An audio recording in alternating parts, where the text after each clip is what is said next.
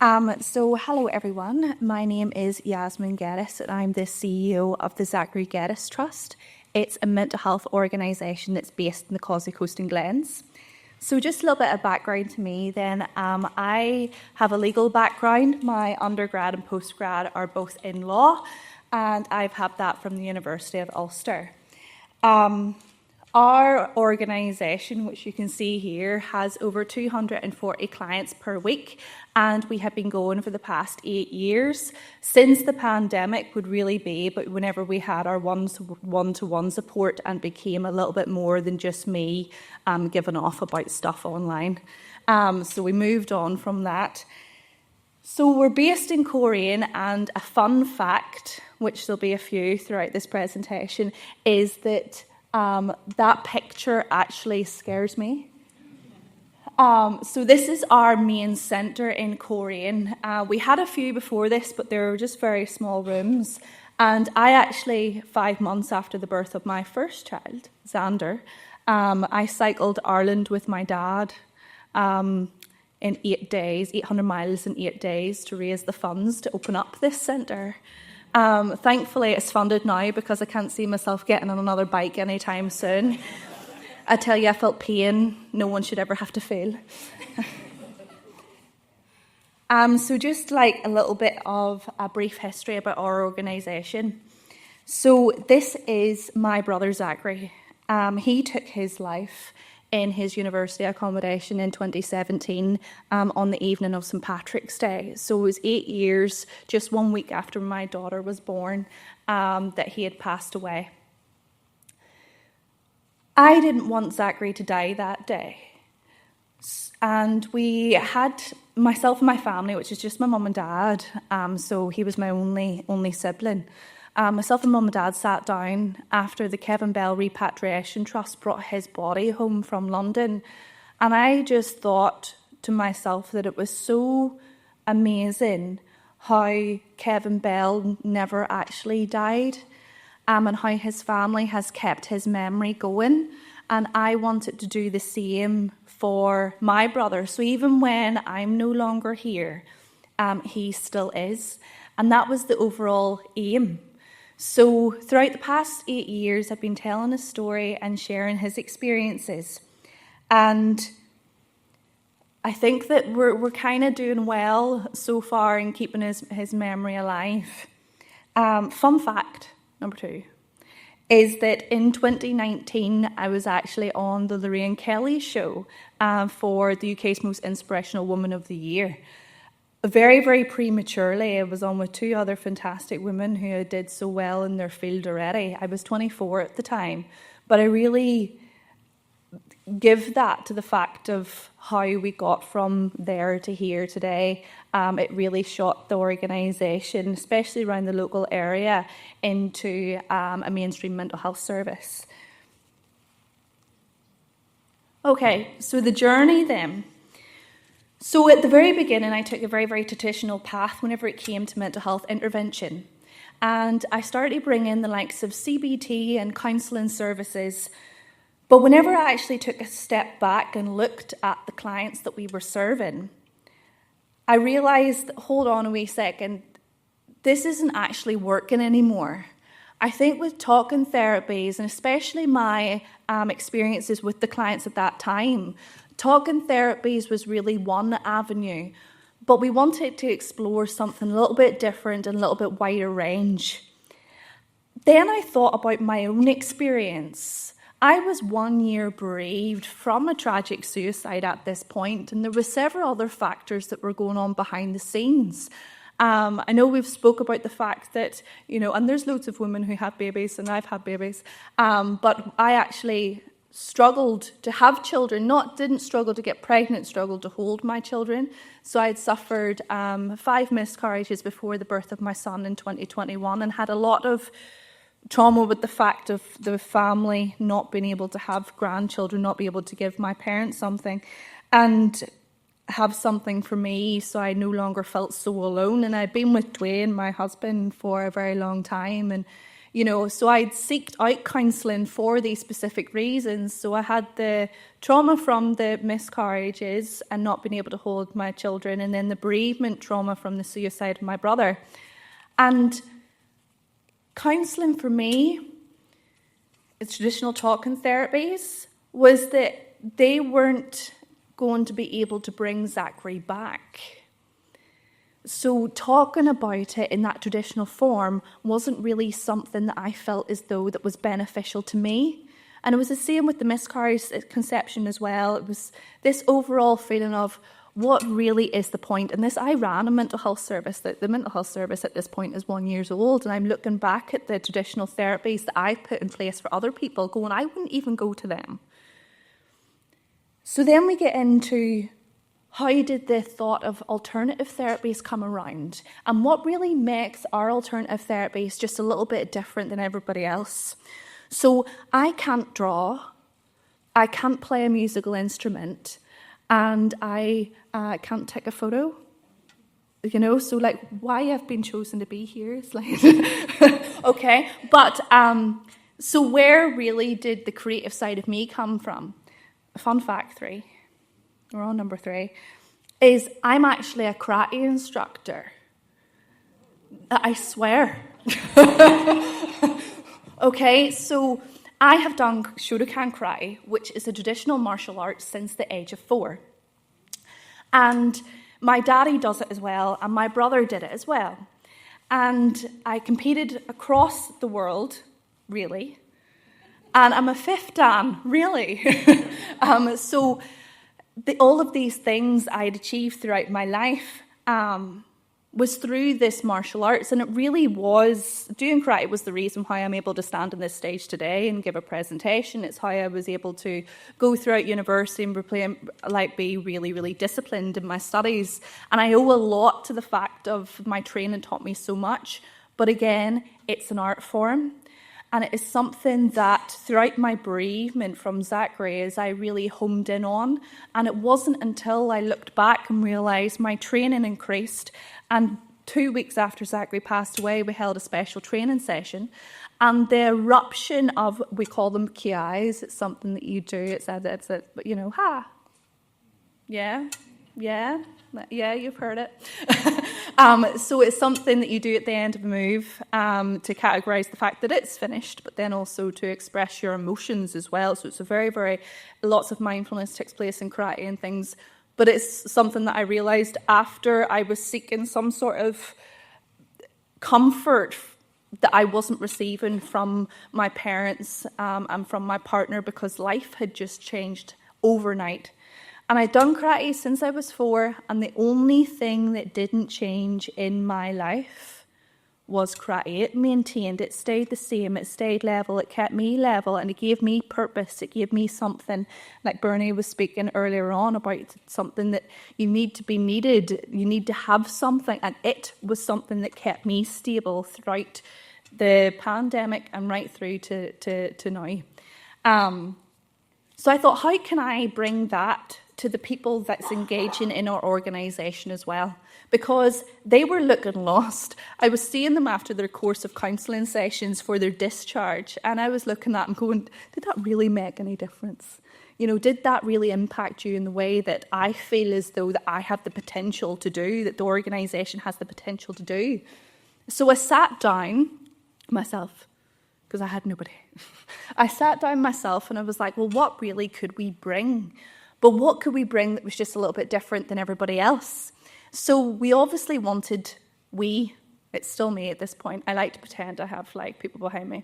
I never met Amy until a couple of weeks later after I had this idea and found someone who was going to give me the money for it. Not to pay me, to pay her. But we decided, Lego therapy, clay therapy, drawing and talking therapy, something that was going to be able to provide the participant with something to express their emotion in something other than words. All of these things build up a relationship with you and your facilitator, with you and your therapist, and they enable you to be able to discuss things that are lying deep underneath that you never even knew was a thing. And that's what makes alternative therapies so amazing and so important to be able to tick towards the future of mental health interventions. The emotional resilience through art and our art mentoring, music mentoring, we actually designed those programs in-house ourselves. And they really focus on providing children, young people and adults with that medium of conversation without words. We're also hoping to bring photography into that in the future as well. But, you know, things take time. Success takes time. We're working on it. But so that was the development and the stepping stones to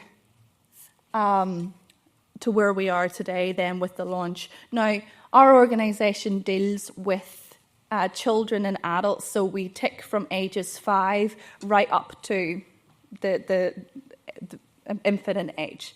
So from a 5 and above. We have a specific children's service and specific adult service that does loads of different things all at the one time. People come in for assessment and we conduct that assessment with them, and we then say, well, we think that this would fit you based on your assessment scores. Sometimes what we do is we use the therapies at the very beginning to be able to break down the individual to then put them into specific talking therapies like psychotherapy and things if the case is very high level.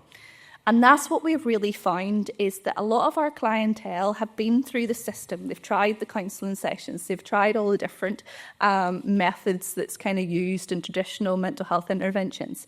And they've came to us because they're at the end. They've done everything that Google says to do. They did everything that we encouraged Zachary to do whenever he was alive. And they've kind of came to the end now, and they're like, well, what really is there to do now?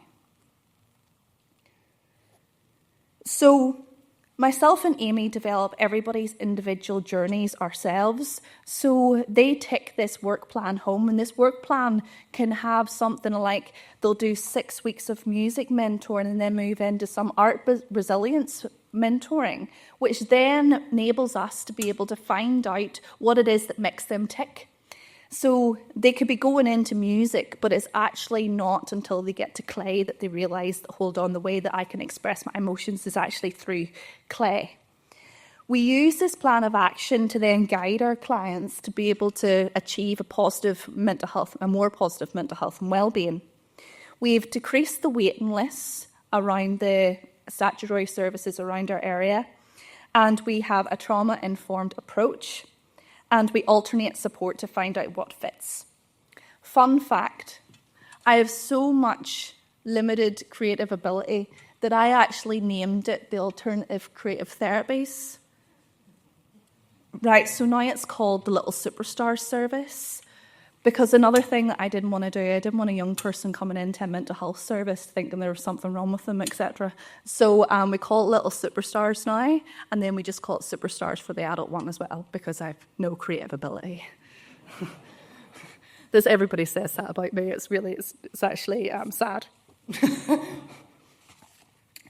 Some case studies for us. So whenever I was doing my work for this presentation, because this is a new presentation, whenever I was doing my work for it, I actually just went quickly through some feedback forms and found what people found was really beneficial with the creative therapies that we had at the organisation. So this is just some of the feedback that our clientele has had. Now, within the organisation, about 30% of our clients, that 240 client base per week that we were talking about, and most of that's one-to-one support, about 30% of them is in traditional therapies. So we do actually have that because we need to have it.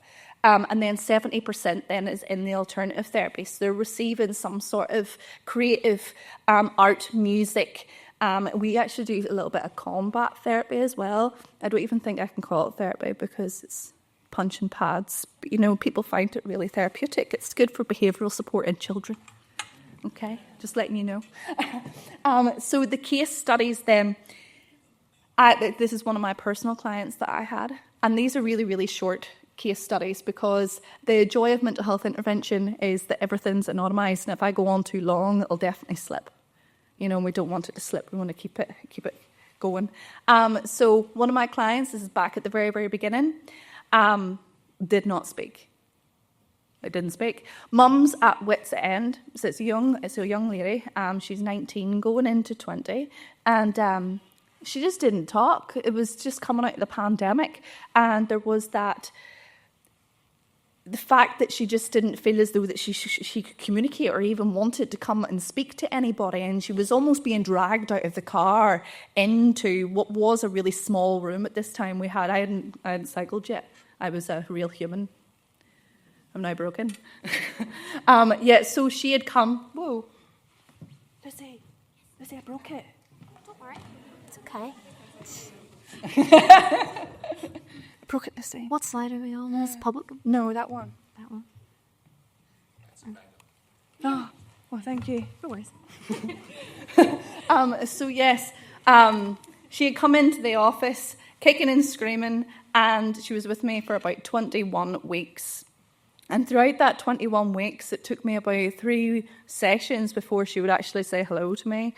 Like, I don't know, I just don't think she liked me, but I don't think that she really was fond of anybody at this stage. So I started to ask her mum, well, what kind of things does she like? And her mum was saying, she likes to make things with her hands. And long story short is that this client liked origami. Now, I don't look like an origami type of person, and that is a very true representation of me. I'm not an origami person. But I asked the client to teach me how to do origami. Now, I now have about 150 paper birds. Do you want a paper bird? I can make one. This client taught me how to make origami. We named every single one. And each time that she would come in, I would say, can we make something different? No, bird. It's the crane. I can make the crane. And the reason behind this was we used this as a medium to then move on to clay. She liked clay too, so we would form a little anime characters and things out of clay. And I became to know this girl. And I became to really know this girl. And we were able to break it down to reveal some really awful things that were kept bottled up because she just didn't feel as though that she could tell anybody. And I remember the look on her face when she finally told me what happened and how that just lifted her completely. There's been a lot of work done since then. So 21 weeks with me, then into therapy you go, because I'm not a therapist. I was just someone who was there at the time that wanted to help and was able to do anything that they could in their power to be able to help this individual. But she went in then and seen one of my counsellors, and I was able to provide them and her go and sit in the first session and really guide her through the process. My second case study is a man. He's an older man. He actually is part of the Men's Support Hub, but obtained support individually prior to that. And he obtained support through painting. And he had been back and forward through the mental health services for years. He had come back from the war, so he's a war veteran. And he had come back from the war and was just kind of dropped from everything. Had a relationship breakdown. His children don't engage with him anymore. They're away back over to mainland in England. And he came to us at his wit's end, but I had told him that there was a reason why, even at his wit's end, he filled out that referral form. There's a reason why he took that final step and put his hand out and go, one more try. Because whenever we talk about suicidal ideation, it's a real thing in people's everyday lives, and that's what this man was battling with. And he just didn't see the point, complete distrust in services. It was just after the pandemic as well. And he began to draw. His pieces are actually now in our office on the wall. But he began to draw to be able to express his emotions. And he started to build up his relationships with his families and things again to be able to take that step forward to rebuilding his life, this new life that he has become accustomed to after coming home from the war. And he found it built his confidence up so much that he was able to then go and get his pieces. He does commission pieces and things now. I have a piece of my home that he has done for me as well. And he signs each one of them down the bottom corner with one of the hearts that you can see in the middle of our logo. He actually signs the pieces with the heart, and that's one of the hearts that Zachary actually drew while he was at university, and we got it transferred onto the logo as well.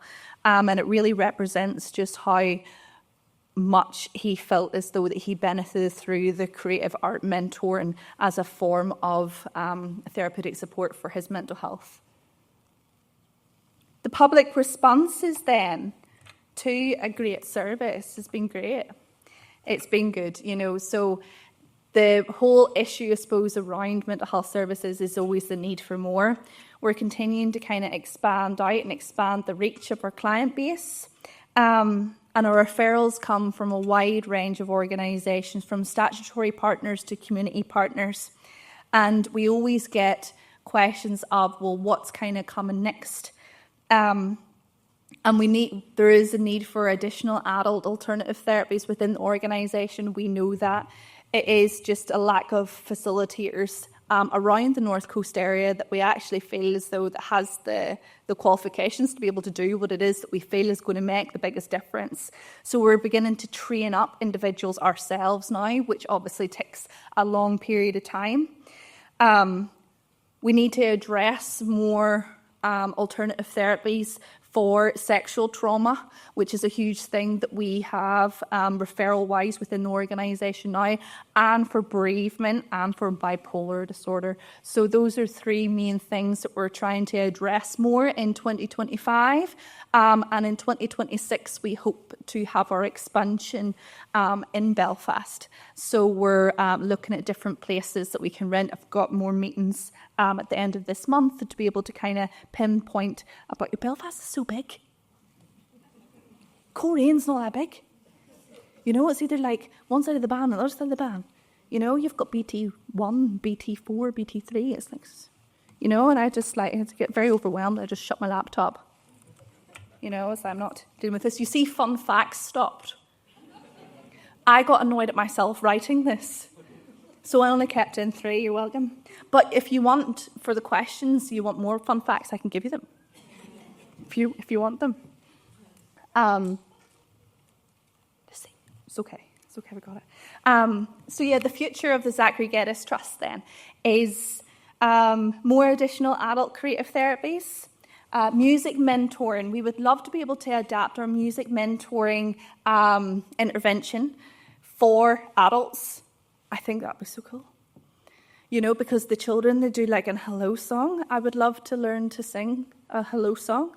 But yes, we want to really be able to adapt all of we've got extra additional alternative therapies in the children's service. So we want to be able to adapt a little bit more into the adult service. And we also obviously want to bring photography down to the organisation and stuff as well, because I feel as though that it's a gap that the North Coast hasn't really delved in on much yet. And I think that a community organisation being able to host that would be something that would be really, really amazing. And our expansion to Belfast. But that is me. Oh, that's my brother. Thank you very much. Thank you so much, Yasmin.